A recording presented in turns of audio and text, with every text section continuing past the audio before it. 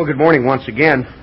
Brethren, one of the least understood truths of the Bible is the great overall purpose that God is working out. The fact that God is reproducing Himself.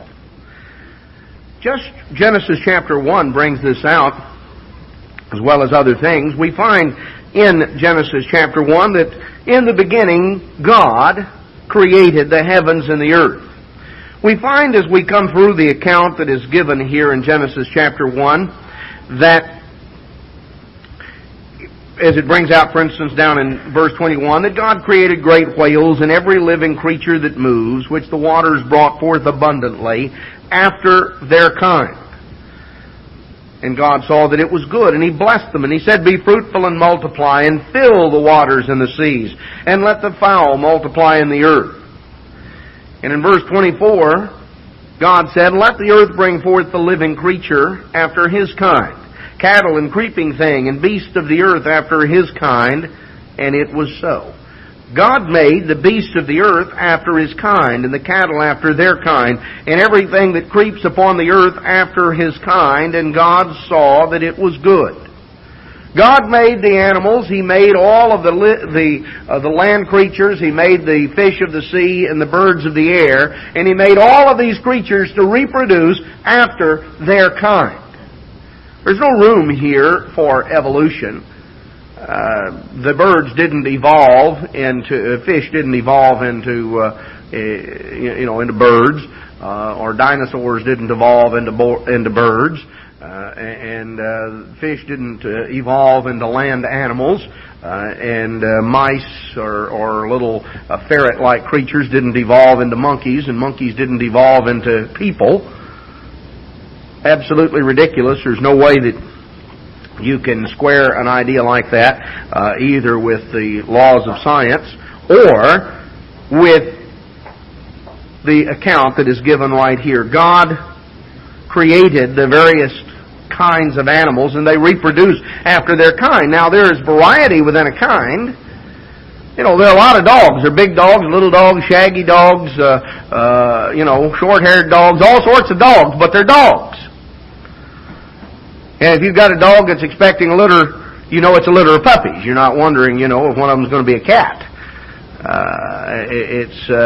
They reproduce after their kind. Now, there's variety within that kind. And I think we understand that. But God created all of these creatures, and He said, let them bring forth after their kind. And this was good. But verse 26, God said, "Let us make man in our image, after our likeness, and let them have dominion over the fish of the sea, and over the fowl of the air, and over the cattle, and over all the earth, and over every creeping thing that creeps upon the earth." So God created man in His own image. In the image of God created He him, male and female created He them. Now, several things we see. God made the animals to reproduce after their kind. But now in verse 26, God said, let us, showing the fact that more than one being constitutes God. Let us make man in our image, after our likeness. Now that, of course, is made plain. I think we understand it. You go back to John chapter 1, and we find that in the beginning was the Word, and the Word was with God, and the Word was God. The same was in the beginning with God. The one that we know as Jesus Christ, and the one that we know as God the Father. And they said, let us make man in our image. Let us make man not after the animal kind, not after the bird kind, or the fish kind, or the monkey kind, but let us make man in our image, after our likeness. So man was made after the God kind, but not made with the power that God has, and not made of what God consists. God is spirit, and man was made of matter. He was given an outward form and shape, and he was given a potential. God set something in mankind that set him apart from the animals. God placed a spirit within man, a spirit in man, that enables man to the mind of man to function on a level far above any sort of animal. Oh, you can train and teach animals to do various things, and animals can learn. They can develop a conditioned response. A monkey can find a stick to knock a banana down out of a tree. Animals can figure things out. Dogs can figure how to get over a fence by climbing up on something and getting over, or digging under, or all sorts of things. They can, in that very limited sense, but in terms of functioning on a human level, not at all. So God said, "Let us make man in our image." God is in the process of reproducing Himself, and we have gone through many of these things, and it's not my purpose this morning to go through and to focus in on all of that aspect, but I want us to get an overview to begin with of understanding that we are part of a great plan and purpose, that God is reproducing Himself. Now let's notice the commission that God gave to man. Let's notice the mandate, or the responsibility that God delegated to man. He said, "Let's make man in our image, after our likeness, and let them have dominion." The first thing He said was man is to exercise dominion, rulership. Let them have dominion over the fish of the sea, and over the fowl of the air, and over the cattle, and over all the earth. Well, that takes in pretty well everything, doesn't it? You take in all the living creatures and over all the earth. So, God told man to exercise dominion. He said God created man in His own image. In the image of God created He him. Male and female created He them. So this rulership, this dominion, was not simply limited to the male of the species. God created man in His own image, man in the generic sense, male and female. And God blessed them. And God said unto them, "Be fruitful, and multiply, and replenish the earth, and subdue it, and have dominion over the fish of the sea, and the fowl of the air, and over every living thing that moves upon the earth." God said, you are to have dominion, and you are to subdue. You're to have dominion, you are to subdue.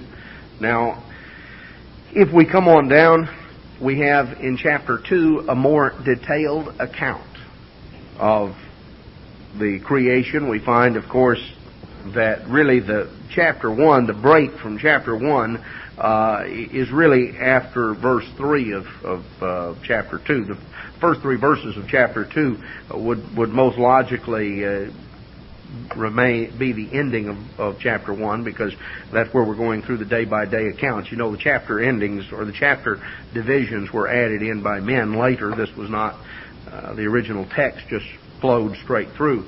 Human beings added in the chapter and verse divisions simply as a means of being able to more efficiently find sections of Scripture.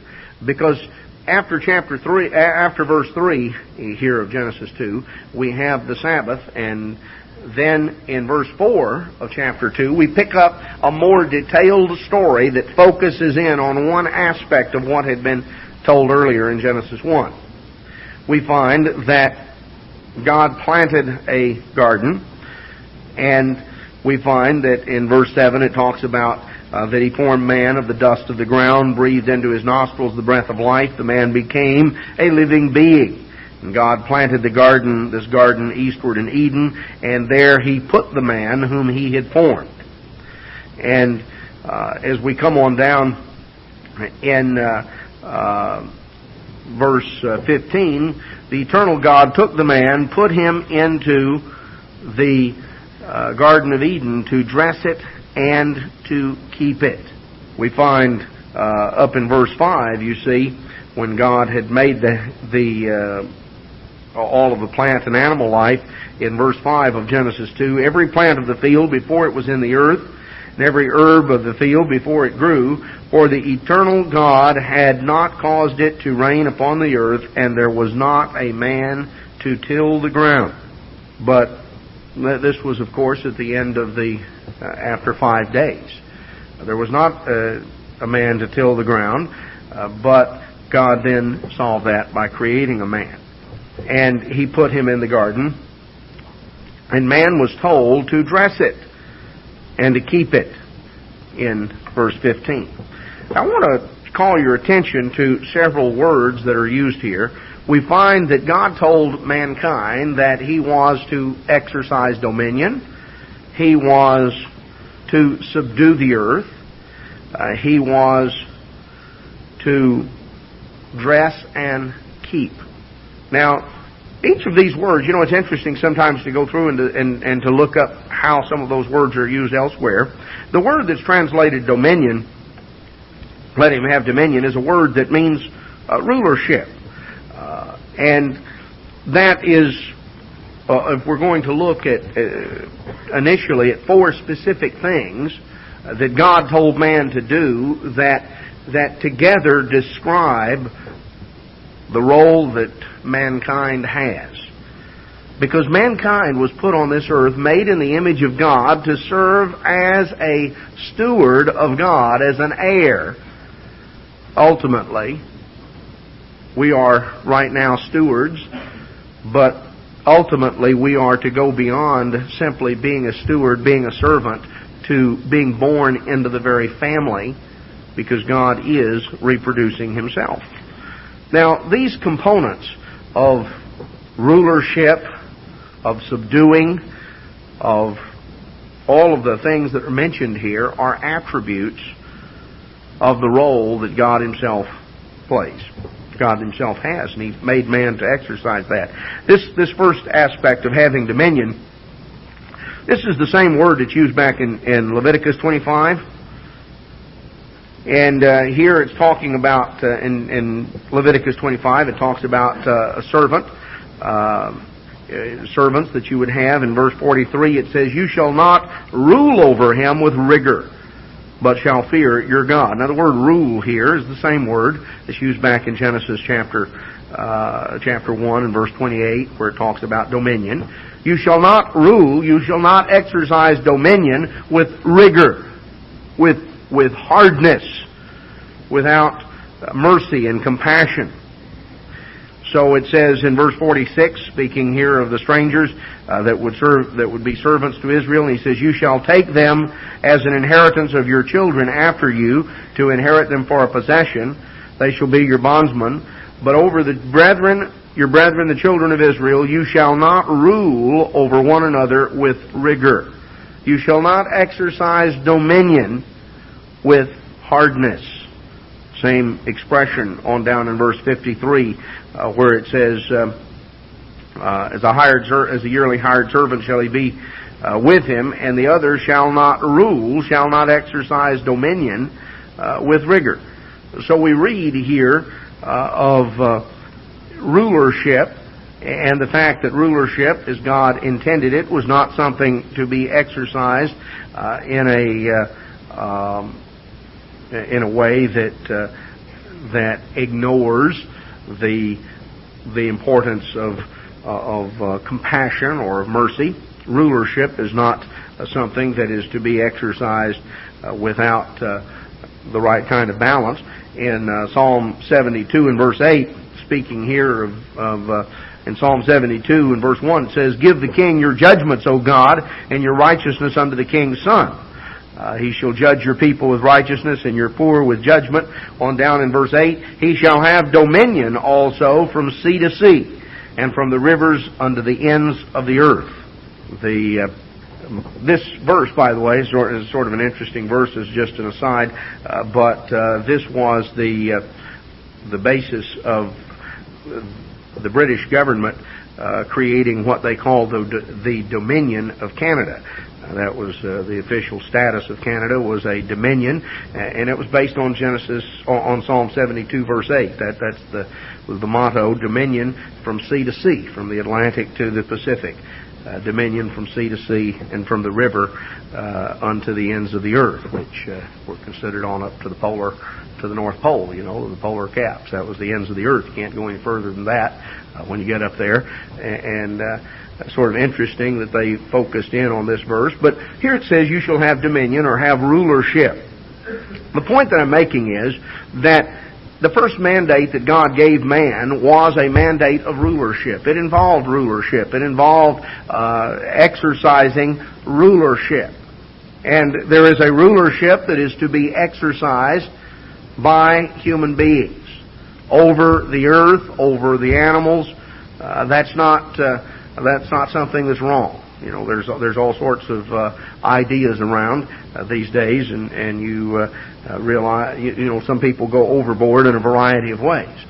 Some sort of rape and pillage the earth and turn a forest into a desert, and there are others that go to the opposite extreme and are ready to shut down anything. You know, what was the farmer that some overzealous fellow from the Environmental Protection Agency got after him because when he tilled up his field, he destroyed the habitat of some little rat that happened to have a nest there. You know, ridiculous. You know, what was, of course, you know, if you've ever plowed up anything, well, there's something that you disturbed. You know, you could sit back and not disturb the ground. Well, God didn't put man on the earth and He said, watch it all grow up in weeds. He said, exercise rulership. Rulership is the first aspect, and that is an attribute of God. And that is a part of what God intends man to learn, is to exercise rulership. Now, we can go through all of the principles that are brought out as far as rulership and all the different things to understand how we are to rule.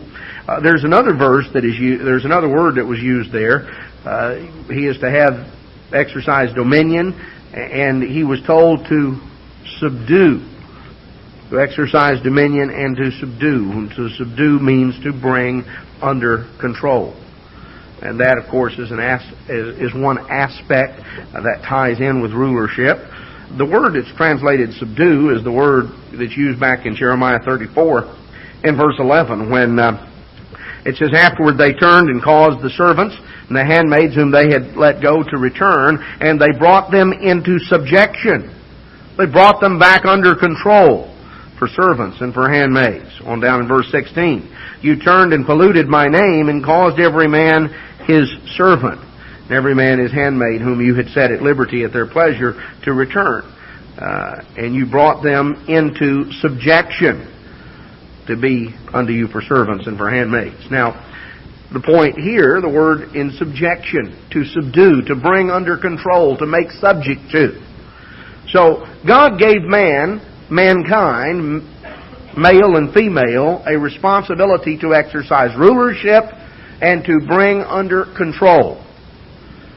And bringing under control, you can't rule if you don't bring under control. Now, we're going to come back around and apply these things specifically in a few moments, but I want to understand a little bit about the overview of what God is working out and what God is doing. Now, the other thing God said in Genesis chapter 2, and we read it in Genesis 2 and verse 5, that He said that there was not yet a man to till the ground, and on down in chapter 3 and verse 23, we're told that God sent him forth out of the Garden of Eden to till the ground from whence he was taken. That's an interesting word, that word that's translated till here in Genesis 2 and Genesis 3, because it's a word that most literally means to serve. Means to serve. It's the word that's used in verse 15 that mankind was put there to dress and to keep the garden. Now, this word, let's go back to Exodus. I want to show you other ways that the same word is translated in Exodus chapter 10 and verse 26. Our cattle also shall go with us, there shall not be a hoof left behind, for thereof must we take to serve the Lord our God. And we know not what we must serve the Lord our God until we come there. Now, this word serve is the same word that was translated in reference to the ground. It was translated to till. It has to do with being of service, with Well, as it says in Deuteronomy 10, the same word is used here in Deuteronomy 10:12, where it says, "Now, Israel, what does the Lord require of you, but to fear the eternal your God, to walk in all His ways, to love Him, and to serve the eternal your God with all your heart and with all your soul." That on over in verse 13, it's talked to serve. Now, we may not think about serving the ground in that way, but that's what that's in effect what's being done, keeping it, taking care of it. That's the sense of it. That's the sense of the word when it's talking about to till the ground. It's talking about providing the needs, doing the things that are necessary for the ground to bring forth and to be productive. That it involves an active role that human beings are to exercise. But the root concept is the concept of serving, a concept of performing a service. Now, we are not only to dress it, to serve it, but we are to keep or to preserve. And again, this is a word that is frequently used in the Bible. In Psalm 16 and verse 1, it says, "Preserve me, O God." That's the same word as rendered keep over there in Genesis 2:15. On down in Psalm 17 and verse 8, it says, "Keep me as the apple of the eye. Hide me under the shadow of your wings." To keep, to preserve. We desire God to keep us and to preserve us, to protect us. And that was also a part of God's instruction to man. That was a part of the mandate that He gave to human beings when He placed them on the earth. In Psalm 140, verse 4, "Keep me, O Lord, from the hand of the wicked. Preserve me from the violent man who has purposed to overthrow my goings." Again, this concept of keeping and preserving. So what do we see? We see that God said you're to exercise rulership, you're to exercise control, you are to serve, and you are to preserve, to keep. So there is an aspect of rulership and there is an aspect of service and nurturing. When God made man in His image, God placed man in a category that no other creature on this earth had. And God gave mankind mandates that reflected the role that God Himself has. Because God rules, God brings under control, God also serves and preserves. Now, what we have to understand is that we are placed here on this earth to develop the character and the nature of God, to have His laws written in our hearts and in our minds. We are placed here as stewards. That is, someone in the role of carrying out instructions, of managing. God is the possessor of heaven and earth. Mankind is placed here to exercise rulership, to exercise control, which puts us in the role of managing that which belongs to someone else. Because we are not yet the inheritors of everything here.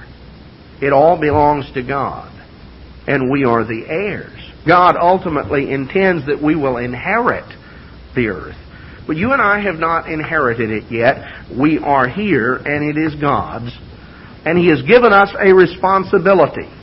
A responsibility to exercise control, to exercise rulership, a responsibility to preserve, to nurture. The statement is made in 1 Corinthians 4 and verse 2. "Moreover, it is required in stewards that a man be found faithful." The primary and first ingredient, the most important thing about a steward is that he's trustworthy. If you hire somebody to manage your business and you go away, most important thing is that that individual is trustworthy. Now, you want them to be competent as well, but if somebody is very competent but not trustworthy, that just means he can steal you blind quickly. You want it is very important that faithfulness is there. That someone can be trusted. If you leave someone in charge of something, you delegate something to someone, you give them a responsibility, and you leave them there to carry it out, being found faithful, being able to be trusted, is of paramount importance. we understand that we have all been given rulership. That's what God says. And it applies to mankind. Male and female made He them. In the image of God made He them. God gave the responsibility to rule, to bring under control, to nurture and to preserve, and faithfulness is a great and important aspect. Are we learning to be faithful stewards? In all aspects of our lives, to what extent are we fulfilling the mandates that God has given us? You see, these mandates apply to every aspect of our lives. It applies to the roles that we carry out. Jesus Christ gave the principle, and we read it last time in the sermon, that if we learn to be faithful with a little, we will be ultimately given rulership over much. Right now, we have, in whatever area of our lives, it's our family, it's our job, it's our home, it's whatever area of our lives that we have. Whatever aspects, whatever things that we have responsibility for, whether it's our little spot of the world. It may be, a certain acreage. It may be an apartment. It may be one room. It may be our responsibilities on a job. It may be involving sometimes other people that we have responsibility and control for. It may be a husband. It may be a wife. It may be parents. It may be in a wide variety of settings. But if we step back, and if we get an overview and we understand what it is that God is in the process of doing and what it is that we need to be in the process of learning, because we are ultimately to be inculcating into our lives, and we have all of the various specific things that we do that are ways to practice, whether it's at home in the setting of our family or whether it's on the job and our interaction with other people. It still comes back that God has given us responsibility to learn how to be faithful stewards, how to properly exercise rulership and control, how to properly serve and preserve and nurture. That it's not something that simply goes to one end or the other. If we are ultimately going to be a faithful, functioning part of the family of God, if we're going to inherit what God has for us, we need to understand that right now, this is the laboratory session. This is the opportunity to go through and to learn and to develop, to find ourselves in circumstances and to learn how to make proper choices and how to demonstrate faithful stewardship in whatever areas. Sometimes people look at something and they say, well, this is minor, this is trivial, this doesn't matter. We're setting patterns. We're developing habits and patterns of character. None of us have been perfect stewards. Sometimes it's due to ignorance. We didn't know, we didn't understand, we found ourselves in circumstances and situations, and we all have found ourselves in circumstances like that, that sometimes we learn through some of the experiences that we've gone through. Sometimes we learn from God's Word, but maybe we hadn't at that time. Maybe we hadn't, God hadn't called us. Maybe we didn't understand. Or maybe we were in the process of coming to understand some things. So, we make choices and we make decisions. What's crucial is that we step back, that we examine ourselves. We understand that God has made us in His image, after His likeness, has placed us on this earth, that we might learn to properly rule and bring under control that for which we are responsible. That we might learn to serve, to preserve, to protect, to nurture that for which we are responsible. And that both go together. If you eliminate one half, then you go to an extreme. You know, if somebody is concentrating on, I'm going to rule, I'm going to subdue. God says, exercise dominion. Well, you know, the world's been filled with tyrants and despots that exercise dominion. Boy, they understood to exercise dominion. That meant, I'm in control. And there have been people that have been good at exercising control. I say good at it, they've been effective. You know, the world has been filled with some of these dictators that have exercised great control over the populace. They've controlled all sorts of things. But they haven't served. They haven't nurtured. They haven't preserved. There have been others who've gone to the other extreme. And, you know, they want to help and they want to serve and they want to do and to nurture, you know, to serve and to cause to grow. But by failing to exercise dominion, by failing to exercise rulership and control, you know, they wound up with weeds. They wound up with something that became overgrown and was not productive. We are to dress and to keep. We are to preserve, to protect, to rule, to bring under control, to nurture. It involves an approach to life, and it ought to involve an underlying approach in our families and on our jobs and in every aspect of life that we have endeavor. It's something that we want to use as a basis for stepping back and looking at ourselves and how well we're carrying out and functioning in the roles that God has assigned us. Both aspects are there. You know, if you take the example of a family, there are people who allow things to get out of control, and they may have love, and they may have consideration, and they may have compassion, and they may have many right and good feelings. But if they don't exercise rulership, if they don't exercise control, they wind up with a catastrophe. If they just exercise control and they're rigid in what they do, you know, either one creates an environment in the home that's not conducive to growth. A healthy environment. What is a healthy environment? Well, a healthy environment in any context, a healthy environment in agriculture, it's an environment that is conducive to growth and maturity.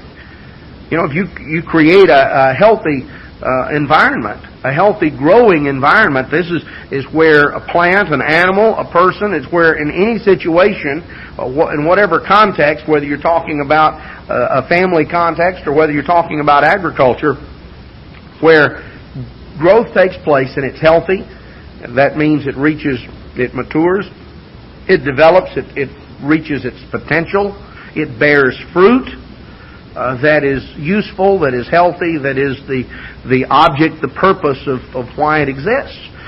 If you're talking about wheat, well, you know, to produce healthy grains of wheat. That's why the wheat exists. That's why the plant exists. That's why it's there. Human beings are ultimately to bring forth fruit as well, and that fruit is is listed back in Galatians. You see, we are to develop, and if we properly exercise our mandates, the God-given mandates that we have as human beings, then the environment that we have responsibility for will be a healthy, growing environment. There are two extremes. Neither one produce good growth. One is the extreme of being so rigid and so stifling, so just so absolutely set and rigid that it stifles growth. There's no real development that can take place because it distorts growth. It's like if you band a tree and the tree becomes distorted. You've all seen that. I'm sure, particularly in the country, sometimes people would nail their fences if there were trees along the way, nail a fence to the tree, and then you didn't have to put in a post. Well, what happens over a period of time? That tree tries to grow over the wire, and sometimes you can pass along, where an old fence line has been. You can see, barbed wire sticking out of both sides of the tree where it's grown over it. If something is too confining, if you bind something in a certain way, it distorts the growth. That's not good. And sometimes people can exercise rulership that way. It's too stifling, it's too rigid, it's too controlling, and it distorts growth. But the other extreme is every bit as damaging. And that is where something is so loose, so permissive, so without boundaries and restraints and controls that it just grows any old way. Again, sometimes when a plant is growing up, a tree is growing up, it has to be staked and it is tied off with guidelines that keep it from being distorted, from keep the weather and the influences of nature from twisting and distorting it. You want it to grow up straight and healthy. There've got to be some restraints that are imposed, and sometimes when something is young and tender, it's got to be protected from the other influences around. Maybe you planted a tree and there's animals around, or you got a dog around or something, and so maybe you put up a little fence around it. Put up something, put some stakes up or something around it that keep whatever you don't want to get up and bump against it. Maybe it's simply the lawnmower. You don't want it to knock it, to scar it, to knock it out of place. There's got to be boundaries. There's got to be controls that are set. A family environment that is either so loose and permissive to where everybody just sort of goes and comes and does whatever, that's not healthy. That's not an environment where a person's potential is reached. Someone growing up in that environment does not reach their potential and really achieve what they're capable of doing, because the energies get dissipated out in so many different directions that nothing is given. It's not channeled. It's not controlled. It's not put in a disciplined, ordered way. But on the other hand, when something is so rigidly set, when something is so absolutely over-controlled, and that any initiative, any individuality is just squelched, that's not healthy. Neither is healthy. You see, to emphasize rulership and control, or to emphasize simply serving and helping and preserving, to emphasize one and not the other is to lend toward distortion. God gave mankind mandates that involve both. And then God set roles in human society, because God created male and female. He created man. He created him male and female. He created Adam and Eve, two human beings. And God established roles. Now, society distorts those roles.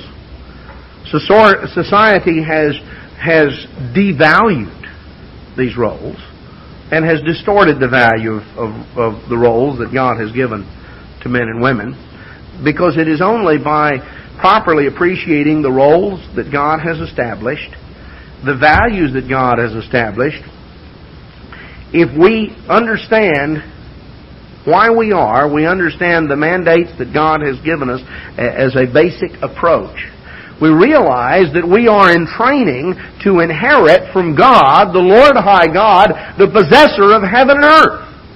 And that God is giving us the responsibility of learning to be faithful stewards, of learning to properly exercise His government with proper control and with proper compassion. To exercise and to develop that balance, that we might ultimately inherit in His family and have rulership over the universe. Because those sections of Scripture that we've made reference to are discussed back in the book of Hebrews. Back in the book of Hebrews, that in chapter 2. Hebrews 2 verse 5, it says, "Unto the angels has He not put in subjection the world to come whereof we speak. But one in a certain place testified, saying, What is man, that you're mindful of him? Or the Son of Man, that you visit him? You made him a little lower than the angels. You made him temporarily lower than the angels. You crowned him with glory and honor, and did set him over the work of your hands. You have put all things in subjection under his feet. For in that he put all in subjection under him, he left nothing that is not put under him. But now we see not yet all things put under him."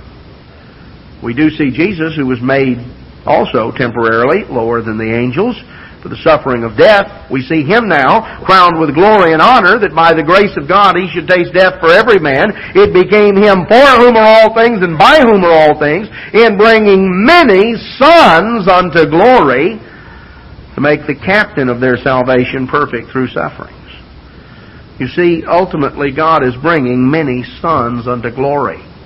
He said, let us make man in our image, after our likeness. I want man to learn to be like me. So I'm giving him a mandate to exercise rulership and dominion. I'm also giving him a responsibility to preserve, to keep, to dress, to preserve, to nurture, to serve. So he is to serve the environment, and he is to rule the environment. He is to exercise both control and preservation. Man was given mandates by God. The environment involves everything from the human environment to the ecology. A responsibility of understanding that what we do does not just affect ourselves, that we are connected going back and going forward in time, and that we are part of human beings that will ultimately be part of the family of God. And so we want to learn to properly exercise these responsibilities. God has established in society, He established male and female. Now, it's important to properly value what God values. If we're going to carry out this responsibility, if we're going to carry it out in our families and in whatever endeavors of life, we need to understand that there are roles that God has established. Now, as I say, the tendency of human beings has either been to devalue, has often been to devalue one role or the other. You know, a lot of times the role of women was devalued, and it was looked upon that, well, you know, what women do isn't important, and women aren't important. Certain societies have tended to treat women as scarcely above the status of property or of cattle or something of that sort. Now, that's not what we find introduced in Genesis chapter 2. That's not the way God introduced Eve to Adam. You know, there was no help meet for the man. He saw all the animals, He gave names to them all, and there was none of them that he could share companionship with.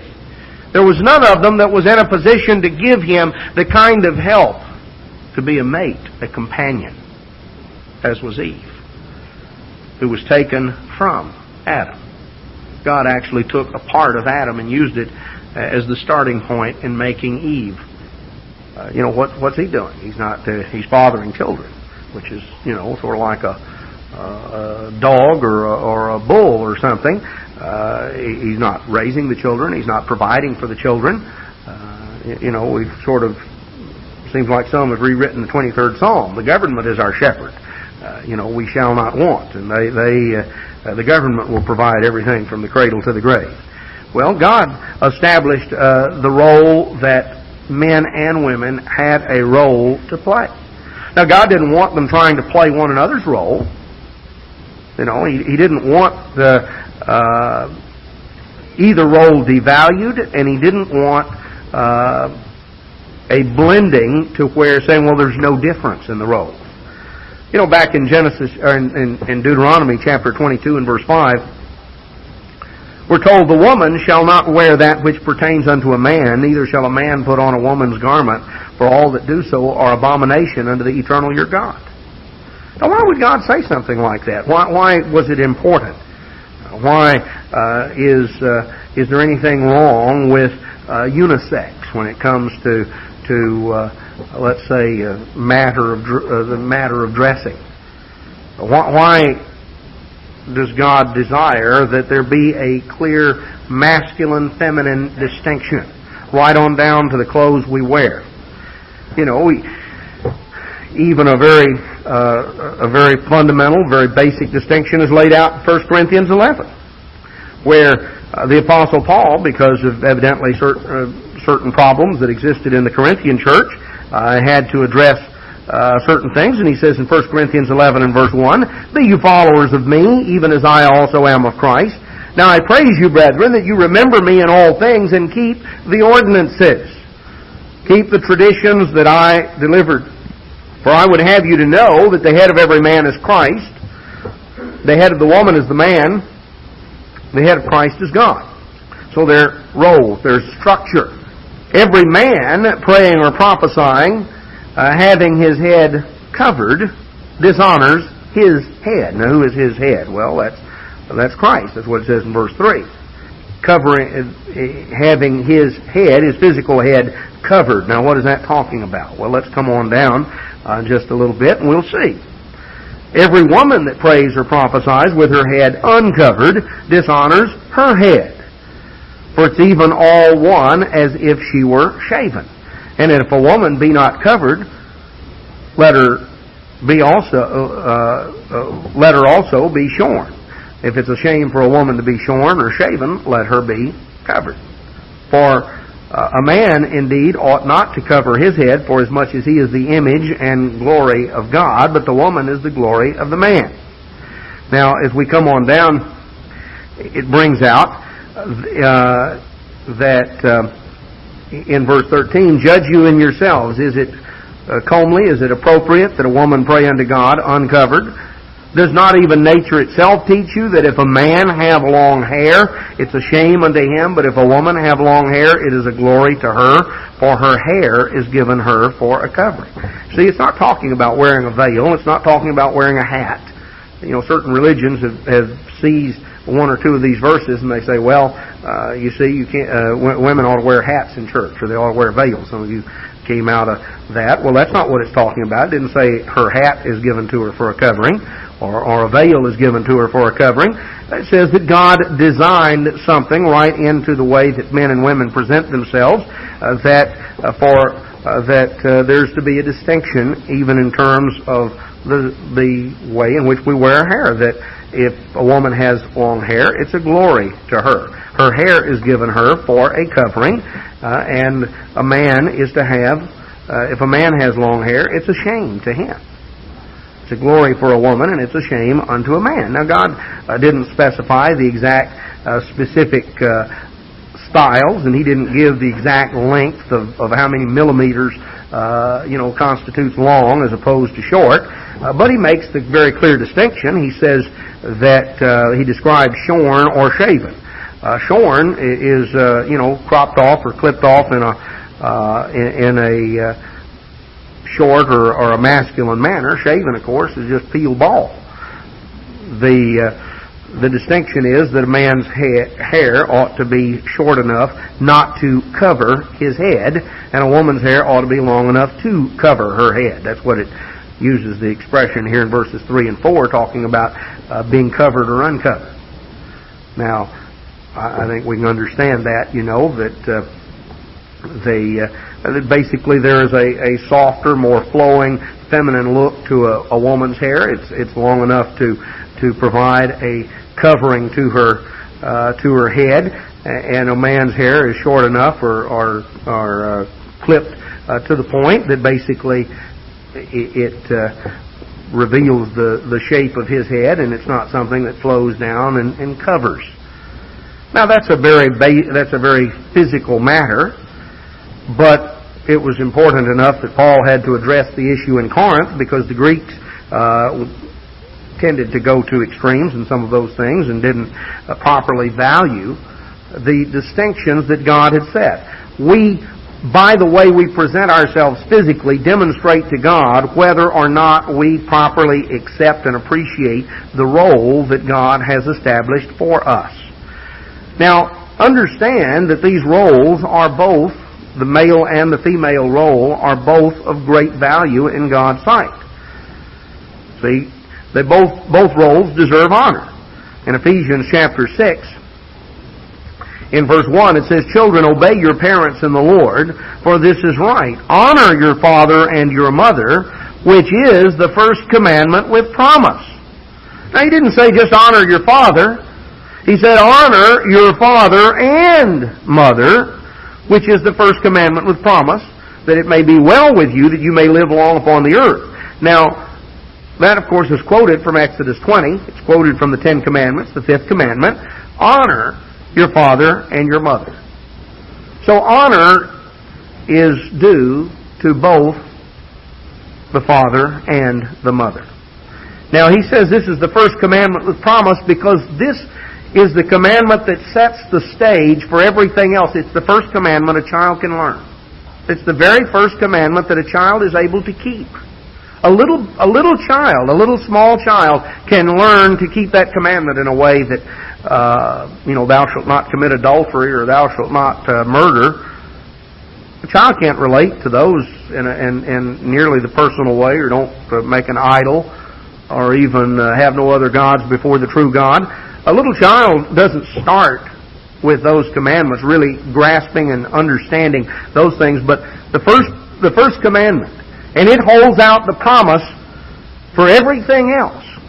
The first commandment that a child is capable of learning is how to show honor and respect to his father and his mother.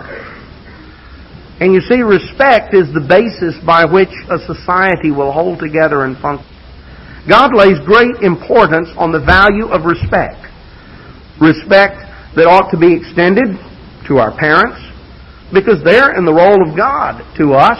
As a little child, they're our life giver, they're our protector, our preserver, our provider. They're in the role of God. And as a little child, that's the starting point of being able to learn to apply God's law. And it holds the promise where a society that shows proper honor and respect to parents is a society that has stability and will endure.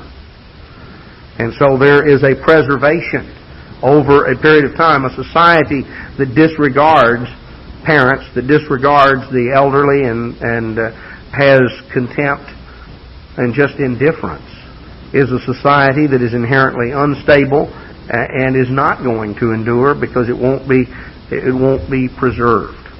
So God brings out that the role of father and mother are both very important, and both play an important role in terms of guiding and training and teaching children. And God lays importance on learning to show respect. The law brings out back in Leviticus 19 about learning to show respect, to rise up before the hoary head, to show honor and respect to those who are older. And it's important that we teach our children to show that sort of respect. And you don't stop showing respect because you suddenly become out of your teens. We ought to show respect all of our lives.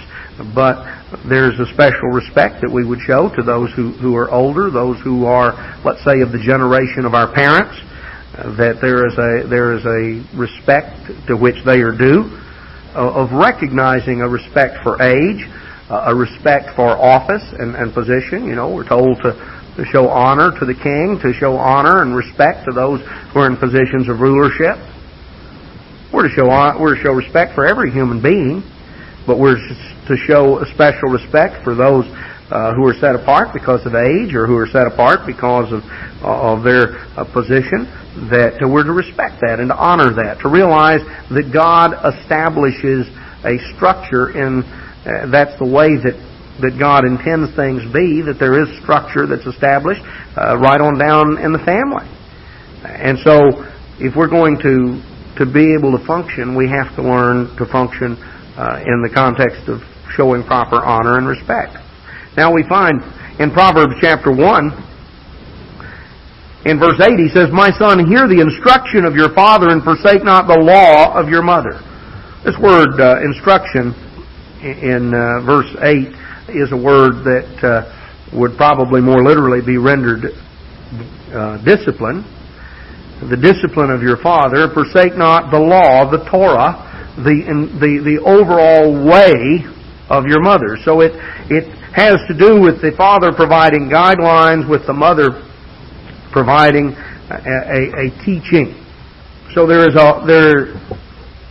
we see right here that the father and mother were intended to share the role of teaching, of guiding, and of helping their children, of exercising the mandates that God had given, each in the setting of the role that God has established, the masculine role, the feminine role that God has established as the basis of society.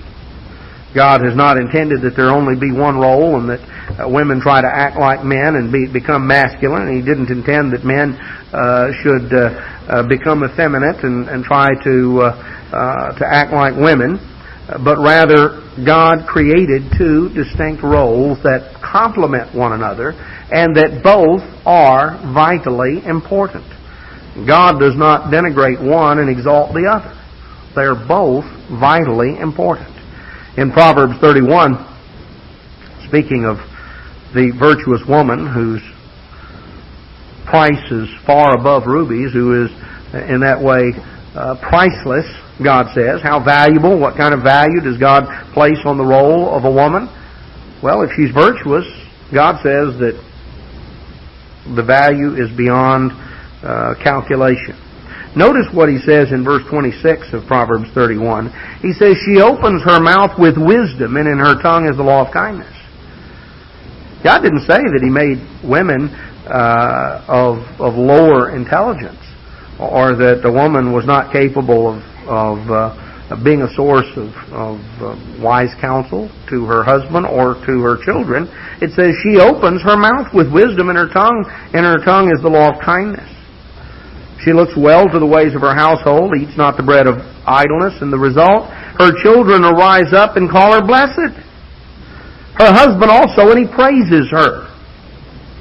So there is a respect and there is an honor that is to be given. I emphasize this because I think we've lived in a society that has tended to devalue the role of women. You know, if you, as perhaps a young wife or a young mother, you're taking care of your children and your family, and the response of so many will, you don't work. You're only a housewife. Only? Where do you get that? Find me chapter and verse where God says that's, you're only. And I think of all the things that you could say, the idea you don't work, you don't work. If you've got little kids, you're working around the clock. When do you not have something to do? There's always something to do when you have a family. And I think that we realize that. But so often our society wants to place the wrong sort of value. The value of your role is, in our society, directly tied in with the size of the check. And if you don't bring home any check, then obviously whatever you do has no importance. If you bring home a low check, then it has low importance. Well, I think it's important that we not buy in. That we not buy into the false concept that society tries to produce. Because society is disintegrating. Society places low value on a lot of things that God says are of great value. And society places great value on things that God says are trash. Things that are going to pass away.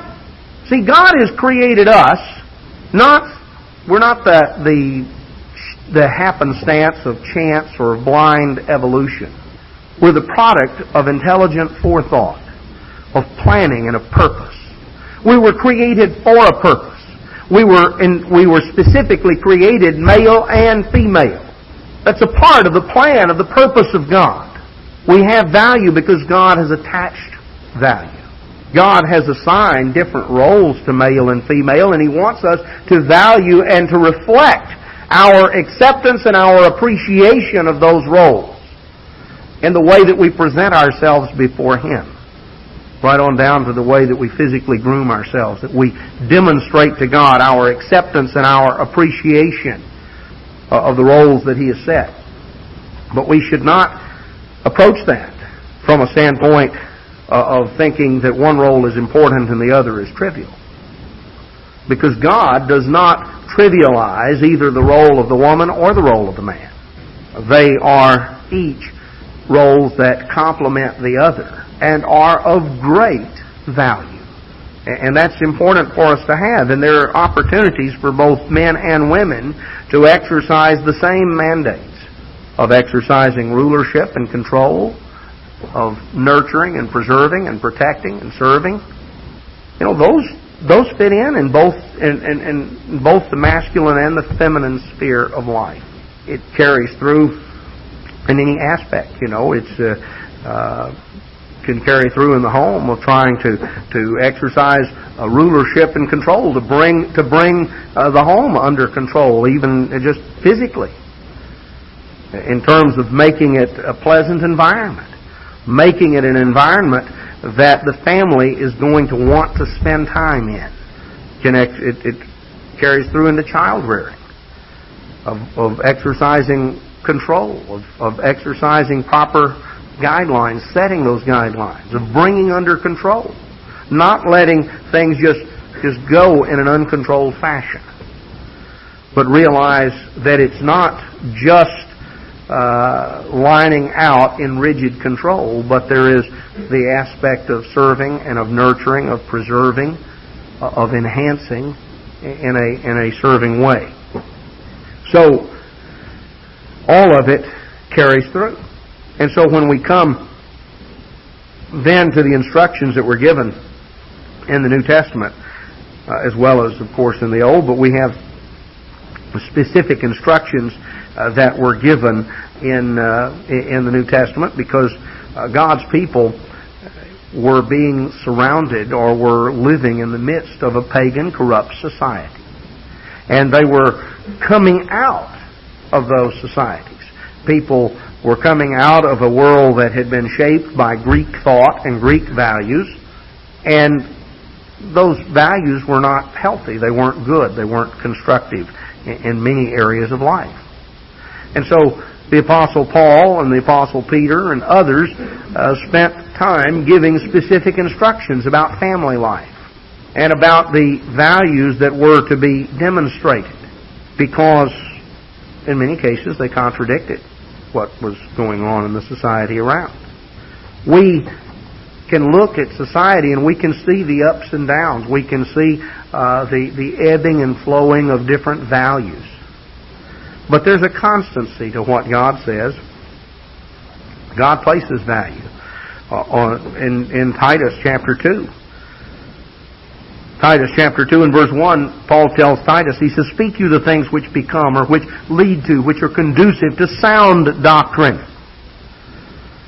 The older men, they need to be sober, that is, alert and self-controlled. They need to be grave and temperate, which just basically means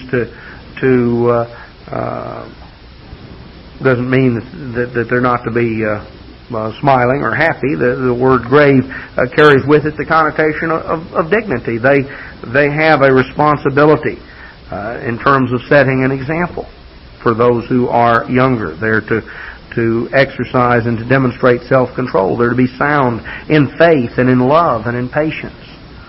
You know, they've learned certain lessons of life, and they need to set an example, those who are older, that those who are younger can look to it. The older women, likewise. Also, the older women have a responsibility to set an example just like the older men. They need to be in behavior as becomes holiness. They need to reflect holiness. They need to reflect the attributes and the characteristics of holy women, of women of God. Not being false accusers, not getting off into gossip and given to much wine, but rather teachers of good things. There's a lot of things of value that they've learned and can share. And lessons of life. As we live our lives, there are a lot of things we look back on, and a lot of things that maybe we wish we had done differently. Well, if we can learn from those who are older and those who've gone through other experiences, we don't have to remake every set of mistakes. God intended that if society and the family would function as it ought, that each generation is able to be helped up and start on a little higher rung of the ladder than the one before. We're able to profit from what has come before. We're able to learn from the experience and the wisdom, and you have the accumulated wisdom of generations. Can you imagine in the world to come, at the end of 1,000 years of society building instead of tearing down? Of a family being able to help, and one generation learning from the generation to come, preceding it, and therefore being able to maybe start the next generation a little higher up the ladder, on a little higher rung. And we're able to build on what has come before. We don't have to totally remake every single mistake. That's important, but we have to value the wisdom of those who have gone before. So the older women are told that they can teach the younger women the importance of being sober, of being wise, of loving their husbands, of loving their children. Not getting caught up in other things, but of realizing the importance of really showing love to their husbands and their children. To be discreet, to be pure and innocent, chaste, keepers at home, good, obedient to their own husbands, that the word of God be not blasphemed. Young men likewise exhort to be sober-minded, to be self-restrained, not to give themselves over to excess. And he says, Timothy, you show a pattern of good works for these younger men. You show uncorruptness and gravity and sincerity in your doctrine. You demonstrate in your conversation and sound speech things that can't be condemned. You demonstrate an example, and you let others follow that. What we have to understand is that we have opportunities in every aspect of society, in every aspect of our lives. We have it in the home, we have it in the family, we have it on the job, we have it in every aspect of our lives to be wise stewards of whatever responsibilities God has given us. We need to value the responsibilities. Sometimes things can appear small, they can appear trivial, they can be repetitious. You think, if I clean it up, it's just going to be messed up again tomorrow. But we're developing a pattern and an approach to life. We're developing godly character. We're learning the principles of godly rulership in whatever sphere of life we have. Now, we are of a wide variety of ages and circumstances. Some of you have young children at home that you're rearing. Others of you, your children are grown and gone. Maybe you have grandchildren or great-grandchildren. Some are retired and some are just beginning and their working career. We have a wide variety that's reflected. But we all have our sphere in life. We have our circumstance. We have those areas and those people that we have influence over and that we have connection and contact with. We have our areas of life. And it's very important that we learn to exercise responsible stewardship in those areas that are ours, in those areas that we have been given responsibility for. Because God has created us in His image. He's created us with the potential to enter His family. God said, let us make man in our image, after our likeness. Man was given mandates to rule and to serve, to apply the very mandates that God Himself applies to the universe. Now, Hebrews tells us that right now we're not over all things, but the time is coming when we will be, because God is bringing many sons unto glory. Brethren, if we can step back and have the overview, the big picture, then the specific things we do in life, everything from the way we treat our wives and our husbands and our children and our friends and our neighbors and our brethren at church, the way that we take care of our room, our house, our property, our job, or whatever areas, that we can see how all of those specific things, no matter how small, how those specific things fit in to the overview. And how we have a chance by learning to be faithful in little things to ultimately hear the voice of Jesus Christ saying, "Well done, good and faithful servant. You have been faithful in little things. Now I will give you rulership over much.